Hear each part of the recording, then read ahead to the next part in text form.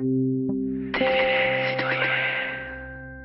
coup là on voit les barrières qui sont au fond là, donc a priori sur le projet ça serait la digue se trouvera à peu près à ce niveau là de retenue. Ensuite la retenue collinaire irait au fond là-bas pour s'appuyer contre le talus, comme ça ferait une digue naturelle et en gros la digue viendrait à peu près en alignement du canon à neige qui est là-bas. D'accord. Donc en fait tout le plat là qui fait à peu près 2 hectares et demi va être occupé par la retenue collinaire. On a vu dans votre commune un score très fort des Verts, des écolos, avec un score de 19%, alors que la moyenne nationale est autour des 13,5%.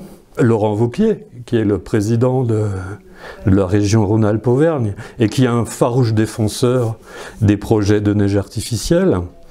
Et cette liste, qui a fait une moyenne nationale de 8,48% au niveau national, donc, a fait ici, dans la commune Les Déserts, un pourcentage de 7%. Donc je vous pose la question, monsieur le maire, est-ce que ces résultats, ça ne remet pas en cause ce projet de neige artificielle? C'est une très bonne question.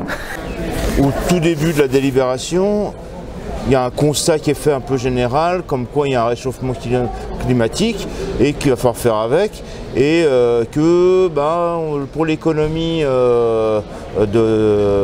du ski dans la région, la solution c'est de mettre du canon à neige et faire de la neige de culture. Pour 1 à 2 semaines de plus dans la saison, je me dis c'est reculer pour mieux sauter quoi. Je suis aussi conseiller communautaire à Grand-Chambéry, délégué au tourisme. Donc pour moi, dès 2014, je me suis aperçu quand même que le réchauffement climatique, ce n'était pas un vain mot, c'était une réalité. Et donc je me suis attelé, dès le départ, à réfléchir comment, en une dizaine d'années, je vais dire, pas du jour au lendemain, je vous dirai pourquoi pas du jour au lendemain, transformer notre station dite de sport d'hiver en une station de loisirs. Mais une station de loisirs, entendons-nous bien, qui respecte au mieux la nature. Donc cette idée de transformer le tout neige en une station de loisirs est une chose qui pour moi est très importante. Sur le plateau, sur la station d'ébauche, c'est 600 personnes qui travaillent avec le tourisme.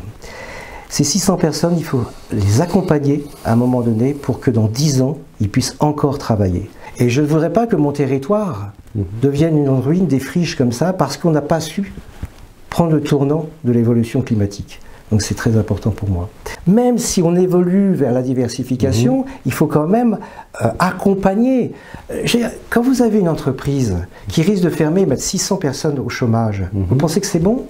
Enfin, sauf qu'une entreprise investit avec l'argent qu'elle gagne ou avec ses actionnaire. Là, on investit, vous investissez avec les élus investissent avec de l'argent qui n'est pas le leur. Non mais tout à fait, mais on me permet quand même de vous dire qu'au niveau de l'exploitation nordique du ski de fond, on dégage un bénéfice tous les ans.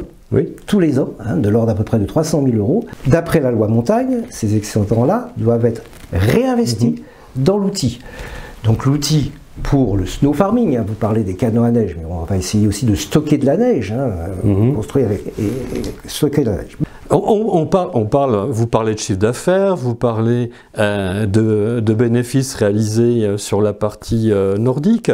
Par contre, au Conseil, quand a été présentée cette délibération au Conseil, d'approuver le programme d'un plan d'eau mixte de neige de culture, de pastoralisme et récréatif. Est-ce qu'il y a des votes contre? Il n'y en a pas. Combien d'abstentions? Aucunement n'est apparu.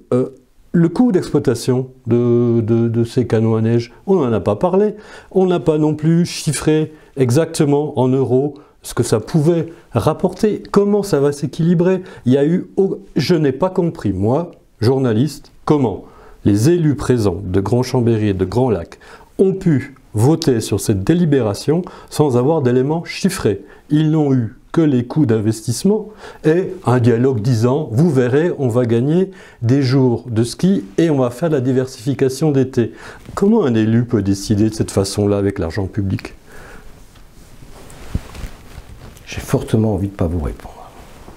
Je vais simplement dire une phrase, je ne trouve pas que le syndicat mixte actuellement soit très bien géré. Et l'information aux délégués devrait être beaucoup plus grande avec un vrai dialogue. Vous comprenez ce que je veux dire? Mais je vous comprends tout à fait. Je suis profondément démocrate et je suis choqué de certaines méthodes qui se passent. Parce que là, vous faites paître vos bêtes. Vous êtes alpagiste. Je suis alpagiste, on est en GEC, on est trois associés.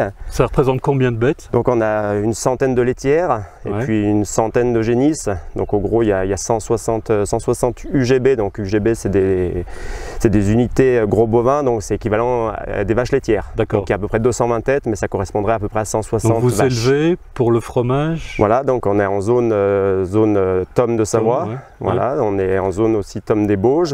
Et vos vaches, qu'est-ce qu'elles en disent? Elles ne doivent pas être contentes? Ah ouais, bah, si elles pouvaient parler, je pense, les pauvres. C'est surtout si les travaux attaquent, je pense que ça ferait bizarre. Merci. Merci. C'était fabuleux, hein, les années de l'or blanc, comme on l'a appelé, ces années-là où on pouvait ouvrir 1, 2, 3 mois l'hiver et faire son chiffre d'affaires annuel. C'est un peu révolu. Pas cette année, mais l'année dernière, je rappelle que le télésiège de Lorient a ouvert 30 jours pour le ski. 30 jours. 30 jours, c'est pas beaucoup sur une année. Oui, oui. Mais le nombre de jours d'ouverture ne fait que de se réduire. Que se réduire. Donc c'est pour ça que... Et si on regarde les prévisions du GIEC, on voit que d'ici 15 ans, on va encore perdre presque une vingtaine de jours. Tout à fait. Donc il y aura plus quoi? Il y aura quoi? 10 jours de ski? Tout à fait. Et c'est pour ça que j'aime bien replacer tous ces projets-là dans la diversification. Parce que, compte tenu du fait qu'on ne peut pas changer du jour au lendemain et que vous-même vous dites que dans 10 ans, ça sera encore pire la situation qu'aujourd'hui, et vous avez entièrement raison, il faut qu'on puisse sécuriser un peu l'enneigement. Il y a eu des travaux faits sur le stade de multi-activité qui est un succès. Le stade de biathlon, mais qui s'appelle stade de multi-activité, donc on était déjà dans la diversification, nous permet de recevoir des groupes internationaux, hein, des Norvégiens, des Estoniens, qui viennent s'entraîner à la FECLA en ski à roulettes. Le ski à roulettes est un bel exemple de diversification et ça marche bien puisque peut-être qu'un jour ça va être... Par contre l'hiver, il y aura de moins en moins de compétition. Alors laissez-moi terminer quand même sur la sécurisation de l'enneigement. C'est pas avec de la neige qu'on va réduire le réchauffement climatique, hein. Non, il faut l'accompagner, accompagner la transition. C'est bien là-dessus que nous on insiste, accompagner cette transition. C'est pour ça qu'on dit oui, mais, oui, d'accord, comme ce qu'on a, les projets qui vont se faire sur Aillon-Margeria, hein, oui, mais à condition qu'on s'engage réellement sur cette transition et qu'on aille vers des activités estivales et qu'on ne mise plus tout sur la neige parce qu'aujourd'hui c'est plus une vue de l'esprit, c'est un vrai constat, quoi. Ce changement climatique, il est très réel et il est assez marqué sur nos montagnes. On est la première station de ski de fond de France. Et quand je dis la première, la seconde est en dessous de la moitié de notre chiffre d'affaires. Donc on a vraiment un pôle moteur là qui permet de recevoir des équipes russes, des équipes, il y a même une équipe chinoise qui va choisir la FECLA pour s'entraîner, je pense du moins. Tout ça pour vous dire que la retenue collinaire, c'est ce qui va nous permettre également, mais pas uniquement, mais dans cette transition climatique, de pouvoir maintenir un enneigement au niveau du nordique. Plus chaud que le climat, on est plus chaud, plus chaud, plus chaud, plus chaud que le climat, on est plus chaud, plus chaud, plus chaud que le climat, on est plus chaud, plus chaud.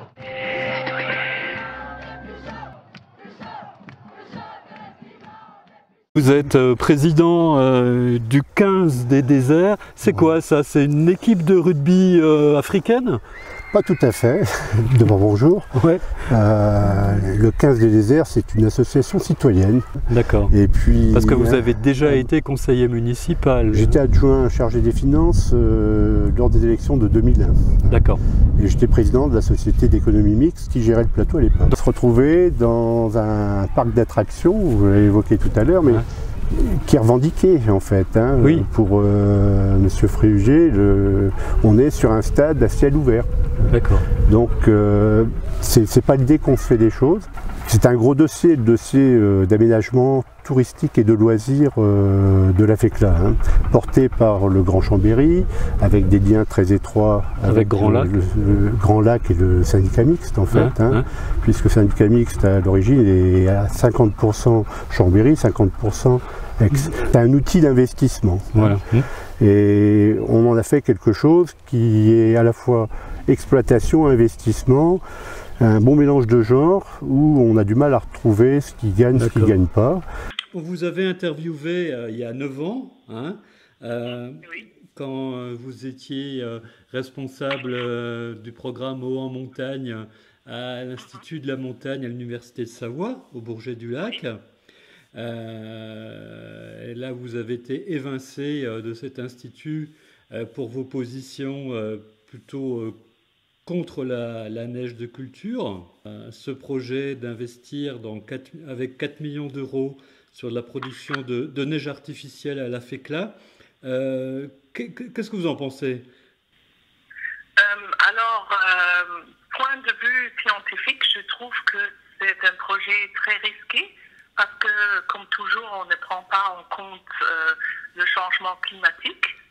Bien qu'on regarde que pour les prochains 15 ans, 10-15 ans, c'est vraiment pas un développement durable à longue durée. Premier point, c'est ce risque du changement climatique des températures. Donc pour vous, ça veut dire qu'à ce moment-là, si la température monte trop, de toute façon, on ne pourra pas produire de neige. Oui, mais c'est déjà le cas maintenant. D'accord, oui. Si vous regardez dans les Alpes, il y a déjà assez de moments, même dans les stations très élevées, Val Thorens, où on ne peut pas ouvrir en temps parce qu'il fait simplement trop chaud pour enneiger. Alors, même les stations à 2400 mètres ont du mal à ouvrir ou maintenir une saison continuelle. Alors, à la FECLA, on est beaucoup moins élevé. Alors, oui, on est à 1300 mètres, oui. On est à combien? 1300 mètres. Oui, oui. Alors, par exemple, dans les pays voisins, en Autriche, on ne investit plus, on ne développe plus en dessous de 1500 mètres. De combien? 1500. 1500, d'accord. Oui. Alors, on est bien en dessous de cela à la FECLA. Et on revient à la retenue collinaire. C'était un élément du dossier qui a été présenté fin juin à l'ensemble des désertiers. Donc le plan d'eau était un moyen d'accueillir le pastoralisme et puis d'accueillir les tourismes et les randonneurs, les promeneurs. C'est ce qu'on vous a dit. C'est écrit, c'était pas, écrit. On l'a pas inventé. C'est le nom de ce chapitre-là dans ce fameux dossier d'aménagement global. Donc, diversification. Diversification, mais il n'y a rien. Loisirs, d'été. On est sur un problème simple. Depuis les mandats en cours, depuis 2014, qu'on se trouve sur Grand Lac, qu'on se trouve sur Grand Chambéry, ou même sur notre municipalité, on est sur le développement d'un club nordique de ski de fond. On a un club énorme. Ce qui veut dire que, à votre avis, cette retenue collinaire, donc déjà la loi ne permet pas d'utiliser ça comme baignade, mais en tout cas, ça ne sera jamais de la baignade ni de l'eau pour les bêtes, ça. Alors, cet argument m'ennuie et amuse au même temps parce que partout dans les Alpes, j'entends ce même argument qu'une retenue collinaire est primordiale pour le paysage montagnard parce que c'est multifonction, parce que c'est pour la baignade, pour la pêche, parce que c'est le seul endroit où on peut faire le pique-nique, parce que c'est le seul endroit où on peut faire la course, etc. Mais à la fin, on sait très très bien, j'entends ça tout le temps dans toutes les langues, mais dans toutes les langues, mais en même temps, on sait bien que c'est vraiment uniquement pour le besoin de l'enneigement artificiel et que tout le reste est interdit. Bien sûr, on peut se mettre à côté de cette retenue artificielle et l'admirer, mais ce n'est pas le but principal de quelqu'un qui fait des vacances de l'été d'y aller. Il ne faut pas oublier que ce sont des retenues très très profondes. Totalement artificielles, les berges artificielles, dangereuses parce que ne sont pas aménagées pour ça. Ou des bêtes, des animaux qui tombent dedans, peut avoir du mal à ressortir, encore pire pendant l'hiver. Si les berges sont glacées, si la glace et la neige, c'est tout à fait autre chose.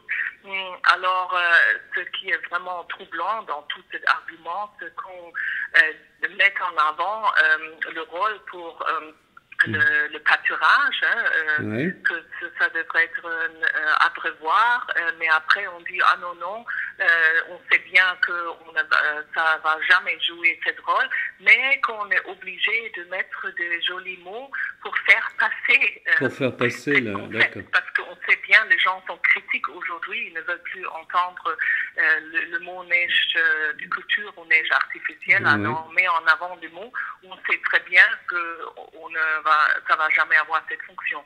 Ça, je trouve très grave.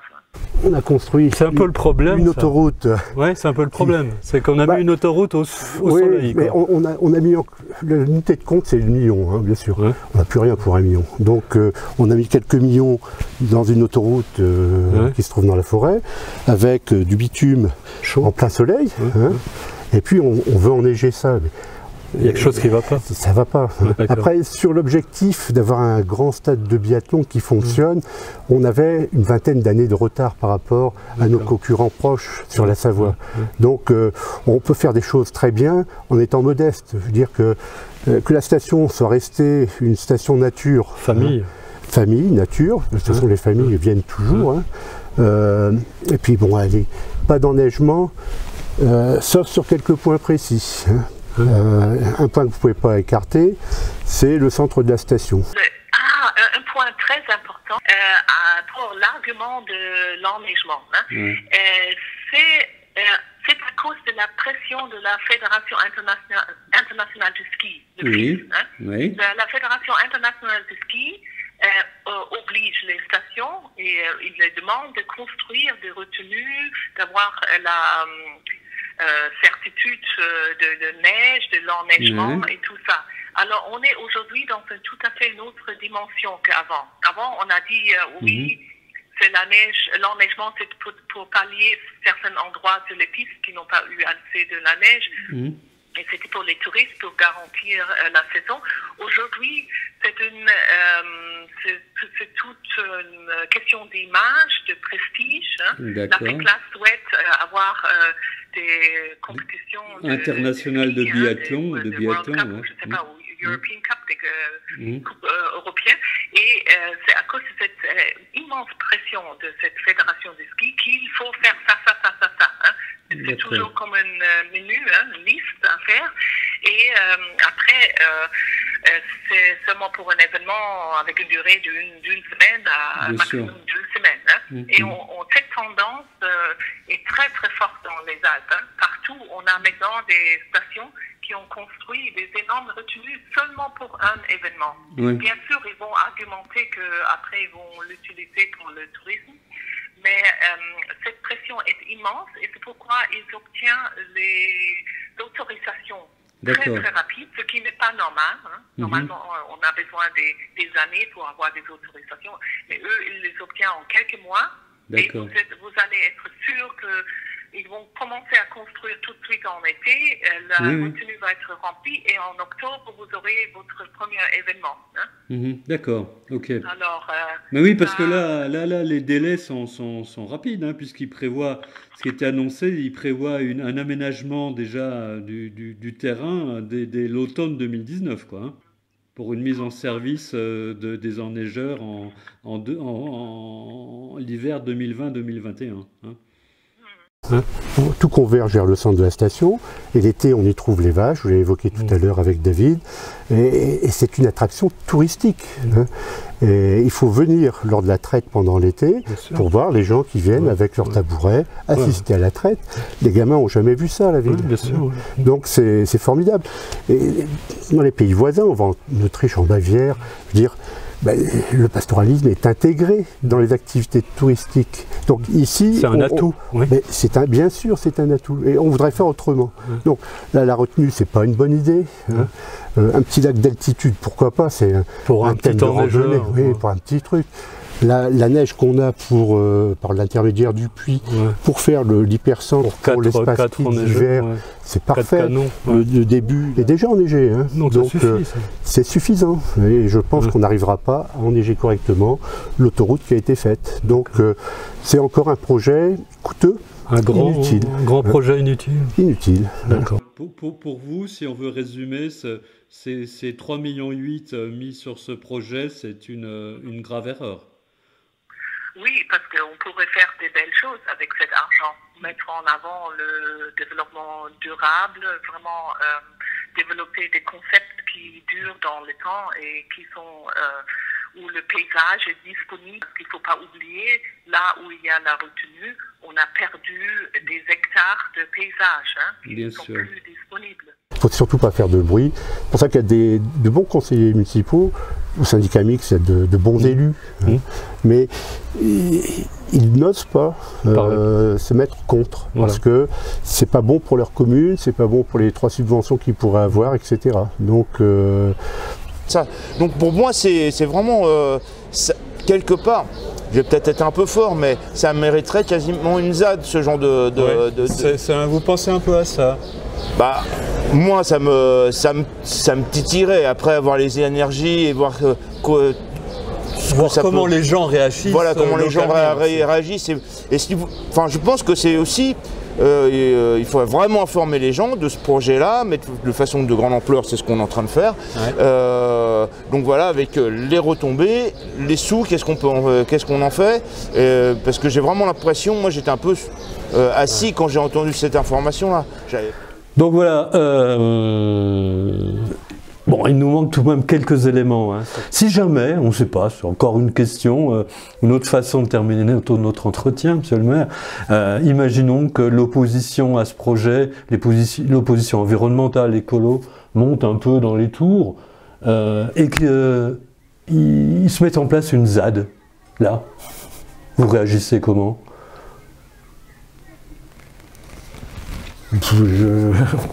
Je n'avais pas vraiment réfléchi à la question. Sur la diversification d'été liée à la retenue d'eau, à part l'aspect paysager, je vois rien d'autre, moi. Moi, je souhaite qu'on fasse une étude. Oui, non, mais à part l'aspect paysager, il n'y a pas d'autres utilisations. J'espère que si, bien sûr que si. Et laquelle ? Bien sûr que si. Je ne suis pas suffisamment au fait comme vous des informations. Non, moi, donc, allez poser la question au bureau à Best. Moi, je sais qu'au début, quand je m'en suis un peu occupé... Je ne sais pas si le bureau à Best me répondra.